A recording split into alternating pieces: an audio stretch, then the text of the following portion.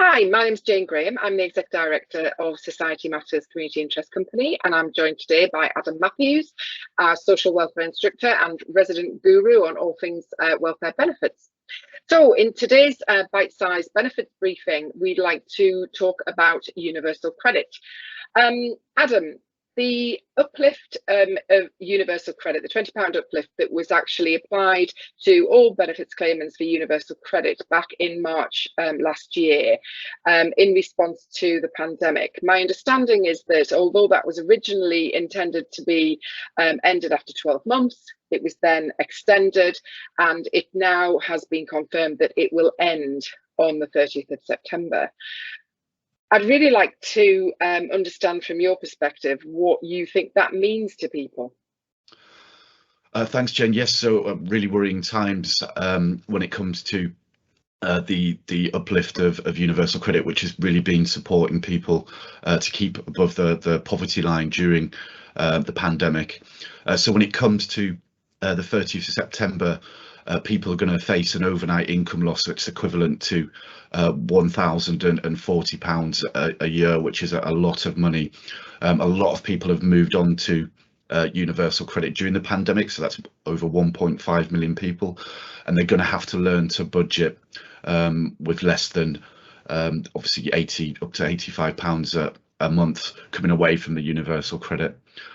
So really with that, Joseph Rowntree Foundation did do some research, and that means that around 700,000 people are going to be pulled into poverty, and that includes 300,000 children as well. And what's even worse is that 500,000 more of the people that are already in poverty will be plunged into what we would class as deep poverty, so more than 50% below the poverty line. There's a few things going on as well around the same time which are going to impact on this as well. So, for example, the energy cap is going to be brought in. So for people on prepayment meters, which are quite often people in poverty, their energy bills are going to be going up by up to £135 per year as well. And obviously the job support scheme is going to be coming to an end as well. So the furlough, so usually we've seen a spike in redundancies as the financial help from the government is reduced. So when we think about £20 a week, it might not sound like much, but when it adds up to £1,040 a year, if we think about shopping, a lot of families are going to have to kind of choose between heating or eating when it comes to their homes. And obviously we're worried about child poverty as well, which we've seen a large increase in, unfortunately. Thanks, Jane. Right, thanks for that.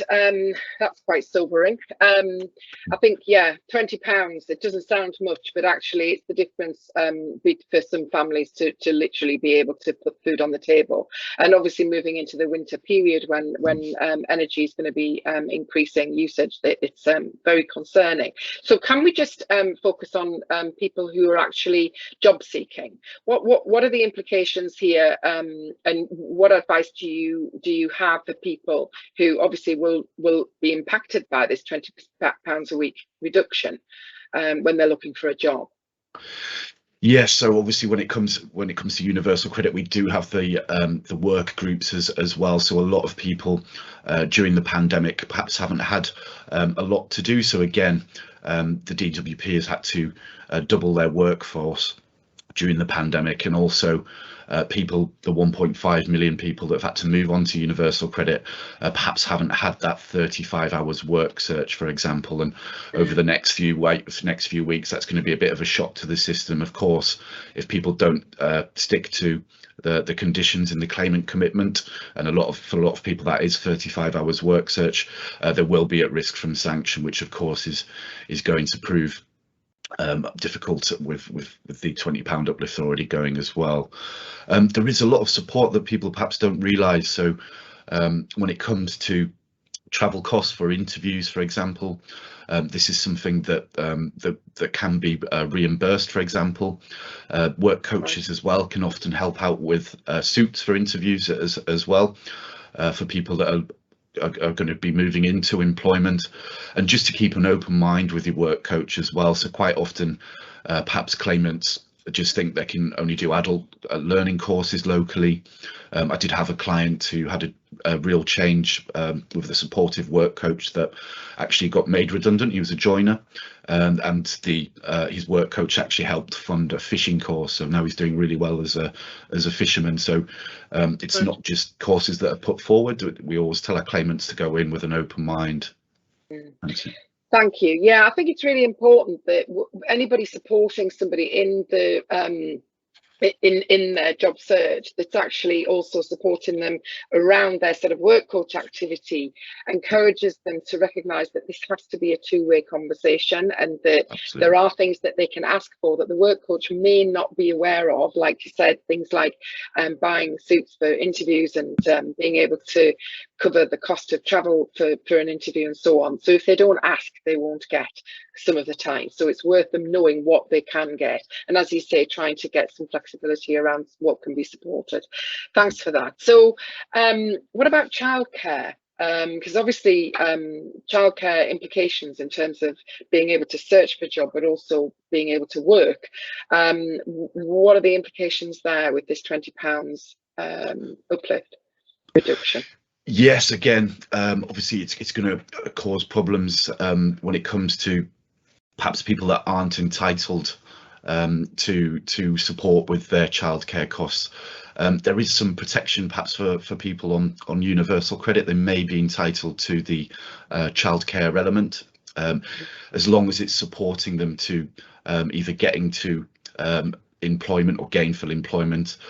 What's often misunderstood is it doesn't matter how few them hours are in a lot of cases. So perhaps if somebody's working part-time, they can still get up to 85% of the childcare costs paid for them in some circumstances. So for example, a single parent would be a good example, or if you were part of a couple and one person had a serious disability and had limited capability for work-related activity, or your partner had caring responsibilities, there should be that childcare support from the childcare element of universal credit.